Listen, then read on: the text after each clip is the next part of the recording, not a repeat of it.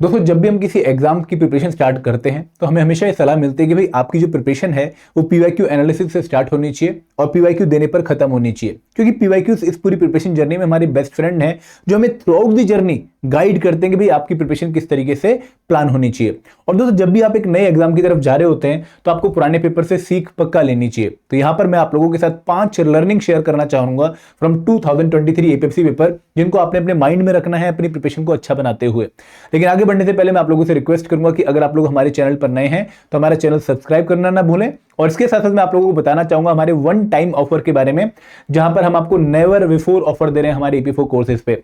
We are providing you 60% discount on master course, special subject course and test series, और ये आप avail कर सकते हैं by using the coupon code one time 60। सारे letter capital में है और कोई स्पेस नहीं है। और ये कोड हमने इसीलिए एक्सटेंड किया कि भाई आप में से काफी बच्चों की रिक्वेस्ट आ रही थी और अब 6 अगस्त आज लास्ट डेट है जो है कोड को यूज करने की। इसके बाद ये कोड एक्सपायर हो जाएगा। आगे बढ़ते हैं, अब बात करते हैं वो लर्निंग्स की जो कि बहुत इंपॉर्टेंट है अगर हम 2025 का एपीएफसी एग्जामिनेशन बहुत अच्छे से देना चाहते हैं। तो यहां पर मैं ईयू एग्जाम की लर्निंग को भी इंक्लूड ही कर रहा हूं। ऐसा नहीं कि मैं एक सेपरेट वीडियो बनाऊंगा ईयू एग्जाम की लर्निंग के लिए, क्योंकि इस बार क्योंकि सिंगल एग्जाम होने वाला है और वो एपीएफसी एग्जाम के सिलेबस पे बेस्ड होने वाला है, तो इसलिए मैं आप लोगों को एपीएफसी एग्जाम की जो है ज्यादा लर्निंग बताऊंगा कंपेयर टू ईयू एग्जामिनेशन। तो शुरुआत करते हैं इस वीडियो की। देखिए सबसे पहली और सबसे इंपॉर्टेंट लर्निंग ये है कि पेपर अनप्रिडिक्टेबल है। आप यहां पर एक सेट माइंड के साथ नहीं आ सकते हैं, एक रिजिड फ्रेम के साथ नहीं आ सकते हैं कि भाई मुझे तो एग्जाम में ऐसा ही पेपर देखने को मिलेगा। आप ऐसी जो है कल्पना ना ही करिए तो बेटर रहेगा, क्योंकि एग्जाम में बहुत हमें चेंजेस देखने को मिलते हैं। तो इस एग्जाम में चेंजेस इतने क्यों देखने को मिलते हैं? क्योंकि एग्जाम रेगुलर एग्जाम नहीं है, काफी सालों के बाद ये एग्जाम कंडक्ट होता है। जैसे 2015 के बाद 2023 में सीधा एपीएफसी एग्जाम कंडक्ट हुआ, तो जो बच्चे 2015 के पेपर को रेफरेंस मान के चल रहे थे उनको एक बहुत बड़ा चेंज देखने को मिला पेपर में। पेपर काफी उनको डिफरेंट लगा फ्रॉम 2015 पेपर। दोस्तों सिमिलरली अगर आप 2025 का पेपर देखने जा रहे हैं या देने के लिए प्रिपरेशन कर रहे हैं, उसमें भी आपको काफी डिफरेंस देखने को मिल सकता है कंपेयर टू 2023 पेपर। आपको अपने माइंड को इस तरीके से ट्रेन करना है कि भाई मेरा सिलेबस कंप्लीट हो, उस सिलेबस की मेरी रिवीजन हो, उस सिलेबस की मेरी प्रैक्टिस हो, ताकि जो भी तरह का क्वेश्चन एग्जाम में आए या जिस भी तरह का पैटर्न एग्जाम में न्यू आए उसको डील करने के लिए मैं रेडी हो जाऊं। तो यहां पर पेपर लेंदी है, पहली बात ध्यान रखिएगा। 2023 का पेपर काफी लेंदी था कंपेयर टू 2015 और डिफिकल्टी लेवल भी काफी हाई था। अगर मैं आपको नंबर्स की फॉर्म में इसको जो है बताना चाहूं तो आप लोग ध्यान से नोट करिएगा कि 2015 का जब आप एपीएफसी का पेपर देखेंगे, देयर वर 40 इजी क्वेश्चंस। समझ रहे हो? 40 easy questions, 70 questions were moderate and 10 questions were difficult. अब यहां पर जब मैं इजी की बात कर रहा हूं तो इजी का मतलब है कि भाई किसी बच्चे ने अगर 6 महीने की एवरेज प्रिपरेशन कर रखी है, नॉर्मल प्रिपरेशन कर रखी है, तो वो इन क्वेश्चंस को सॉल्व कर पाएगा। मॉडरेट का मतलब है कि जिस बच्चे ने 1 साल प्रिपरेशन कर रखी है लेकिन बहुत डीप में नहीं कर रखी, नॉर्मल प्रिपरेशन कर रखी है, वो 70 में से 50 के क्वेश्चन तक टच कर सकता था। और 10 क्वेश्चन डिफिकल्ट मतलब इसके लिए बहुत अच्छी प्रिपरेशन चाहिए थी।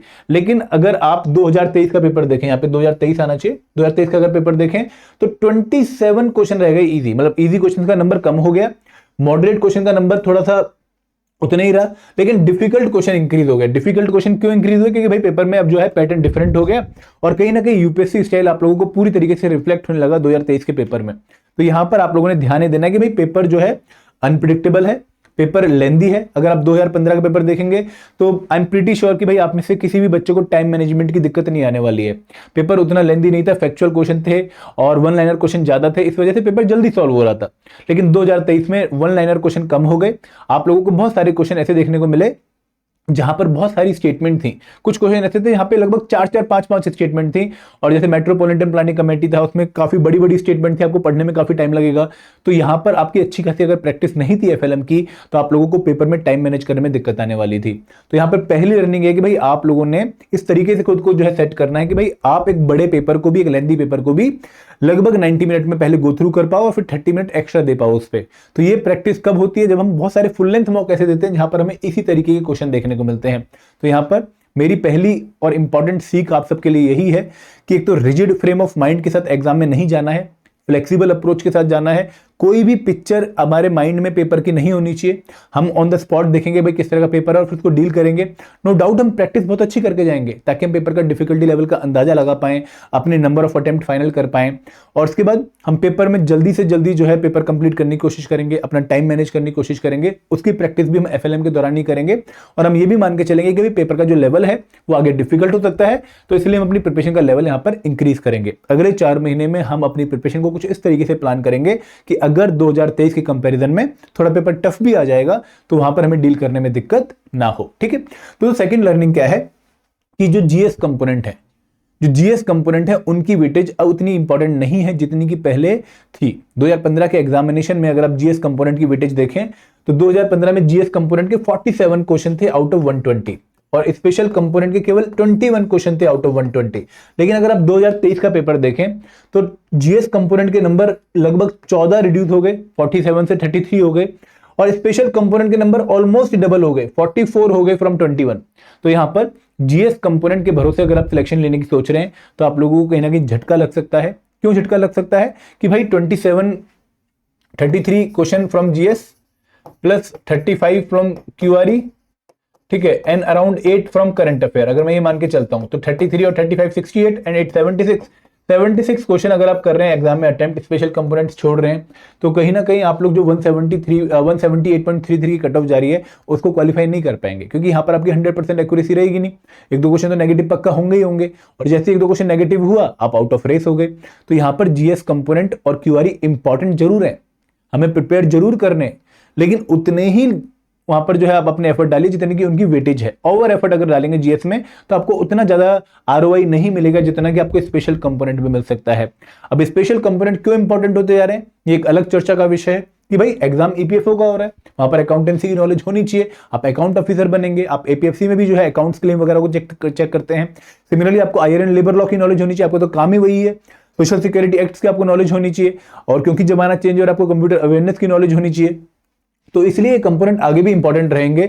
अब जो बच्चा अपनी प्रिपरेशन में ये सोच के जा रहा है कि भाई सिर्फ यूपीएससी के भरोसे निकाल लूंगा, जीएस एंड क्यूआरई के भरोसे निकाल लूंगा, उसका सिलेक्शन बहुत कंप्रोमाइज हो सकता है। आप लोगों को अगर अपनी सिलेक्शन काफी दावेदारी के साथ जो है इंश्योर करनी है तो उस केस में आपको स्पेशल कंपोनेंट्स को काफी अच्छे से प्रिपेयर भी करना पड़ेगा।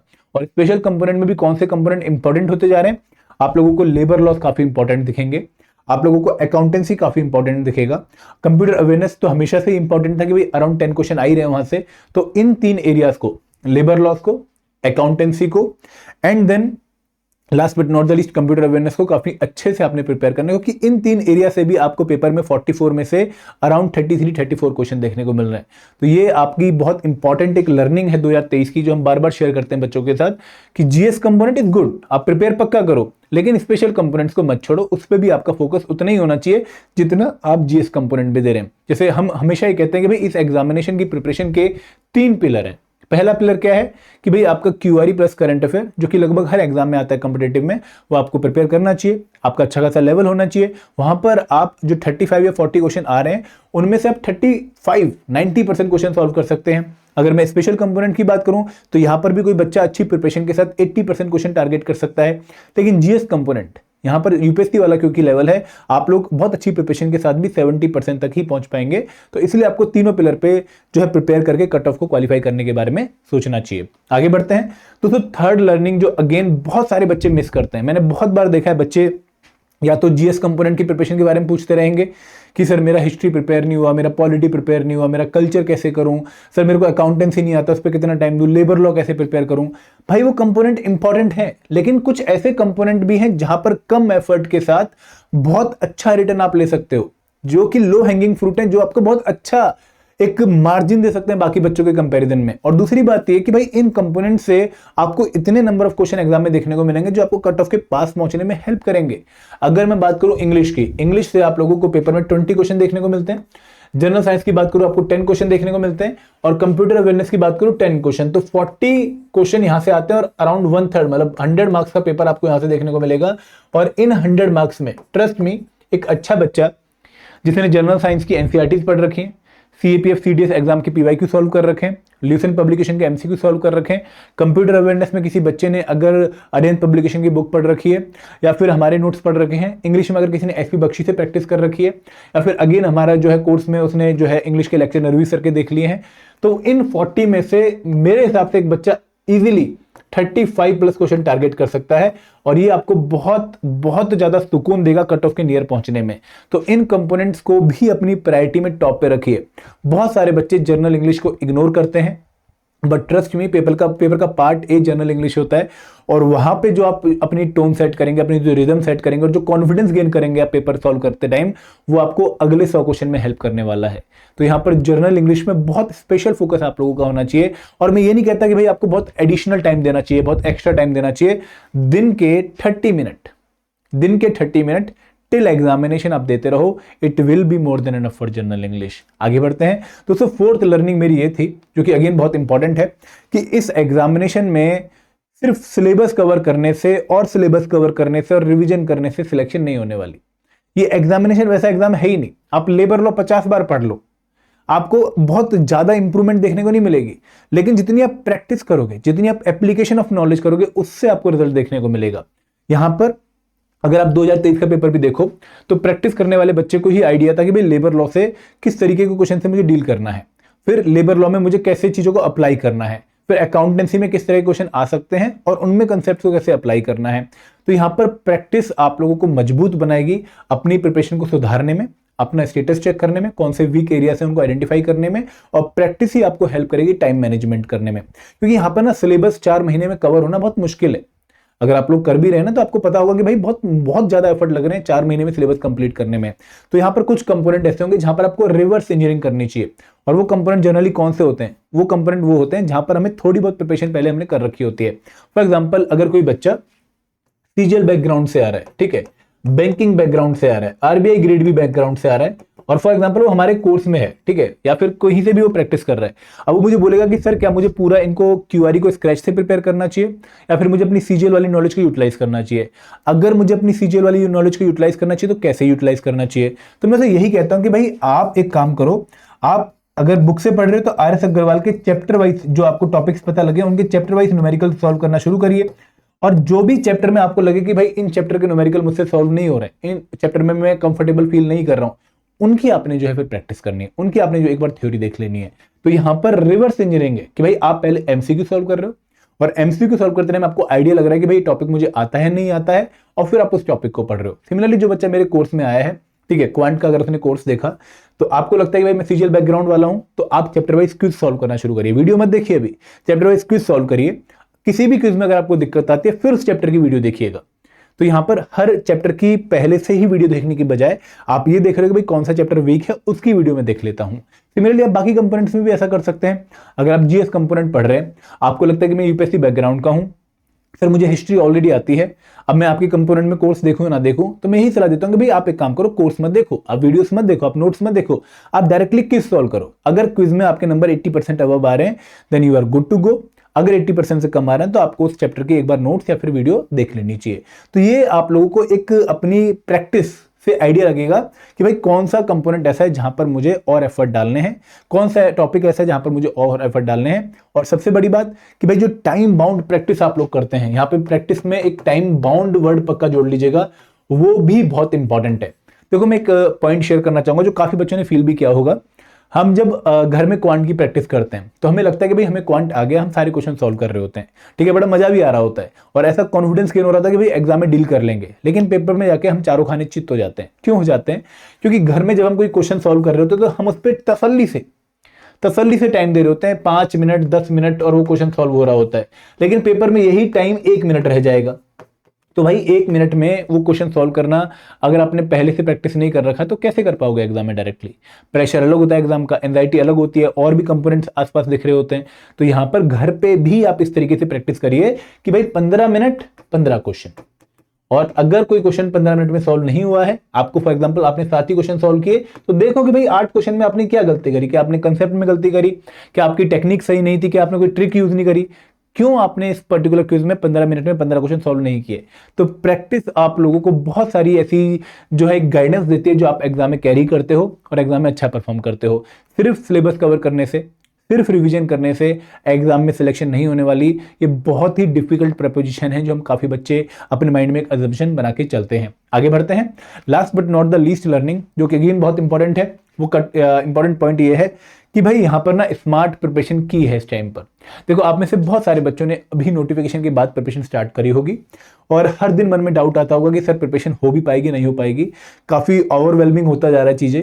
तो यहाँ पर मैं सलाह ये दूंगा कि आप लोगों ने जो पूरी मेरी पीवाईक्यू एनालिसिस की वीडियो भी देखी होगी, वहाँ पर मैंने यही बताया है कि अगर हम बिगिनर हैं तो स्मार्ट प्रिपरेशन क्या होगी कि भाई हम पहले वो 8 कंपोनेंट जिनकी वेटेज अराउंड 100+ क्वेश्चंस की है उनको टारगेट कर लें और बाकी कंपोनेंट्स के हम इंपॉर्टेंट टॉपिक कवर कर लें। तो ये स्मार्ट प्रिपरेशन हो सकती है। तो यहां पर आप लोगों को जर्नल इंग्लिश, मैं दोबारा बोलता हूं, IRN labour law, quant, accountancy, polity, culture, computer awareness और जनरल साइंस, इन कंपोनेंट पे तो पूरा फोकस रखना चाहिए। 8 कंपोनेंट आप 3 महीने में अच्छे से प्रिपेयर करके नवंबर मंथ में रिवाइज भी कर सकते हैं। और auditing, insurance, social security act, current affair and then PDG, developmental issues इसका नाम हो गया है। तो इनमें आप लिमिटेड अगर जो है टॉपिक को प्रिपेयर करके जाएंगे तो भी कोई दिक्कत वाली बात नहीं है, क्योंकि वहां पे भी अगर 15-20 क्वेश्चन आते हैं तो उनके लिमिटेड इंपॉर्टेंट टॉपिक से भी आप पेपर में 10+ क्वेश्चन टारगेट कर पाएंगे। तो this is not a bad scenario. तो smart preparation is the key. आपको बहुत हार्डवर्किंग की अगर जरूरत है तो वो सिर्फ स्पेशल कंपोनेंट्स के लिए है, प्रायोरिटी टॉपिक्स के लिए है, प्रायोरिटी कंपोनेंट्स के लिए है। हर कंपोनेंट में हार्डवर्क करने की जरूरत इस टाइम नहीं है इस एग्जामिनेशन में। और एक और जो है तरीका यही है जो मैंने बताया आपको कि भाई रिवर्स इंजीनियरिंग भी एक स्मार्ट प्रिपरेशन का जरिया होता है, जहां पर आप लोग जो है चीजों को जल्दी कवर कर सकते हो, अपना वीक एरियाज जल्दी आइडेंटिफाई कर सकते हो। और एक और ध्यान रखिएगा भाई, यहां पर आप अपनी पास्ट प्रिपरेशन को यूटिलाइज करने की कोशिश करिए। जरूरी नहीं कि हर चीज स्क्रैच से ही स्टार्ट करनी पड़ेगी, ठीक है। तो ये कुछ टेक्निक्स थी, जो लर्निंग्स थी, जो हमने 2023 के पेपर से सीखी। और 2023 का पेपर हमारे लिए एक बहुत अच्छा रोल मॉडल था इन टर्म्स ऑफ कि भाई कोई भी चीज आप लोगों को स्टैटिक नहीं माननी चाहिए, चीजों में बहुत ज्यादा फ्लेक्सिबिलिटी होती है। और अगेन अगर आप लोगों को एक अजम्पशन लगाने की भाई 2023-25 का पेपर कैसा हो सकता है, आप लोगों ने यूपीएससी प्रीलिम्स के 2024 और 2025 के पेपर देख के जाने हैं, क्योंकि कहीं ना कहीं जो यूपीएससी में स्टाइल चेंज हो रहा होता है प्रीलिम्स में, वही स्टाइल आपको यहाँ पर भी रिफ्लेक्ट देखने को मिलता है। तो ये आप लोगों के लिए लर्निंग थी। आई होप आपको मजा आया होगा। और दोस्तों मैं आपको दोबारा बताना चाहूंगा कि अगर आप लोग ईपीएफओ एग्जाम की प्रैक्टिस कर रहे हैं, प्रिपरेशन कर रहे हैं, तो हमने आपके लिए स्पेशल जो है ऑफर चला रखा है, जो कि आज रात एंड हो जाएगा। ये स्पेशल ऑफर है 60% ऑफ का overall master course, special subject course and test series. और आपको 1 टाइम 60 कूपन कोड यूज करना है इस डिस्काउंट को अवेल करने के लिए। और हमारे कोर्सेज का लिंक आपको इस वीडियो के डिस्क्रिप्शन में मिल जाएगा। This is all from my side. Thank you very much. जय हिंद, जय भारत।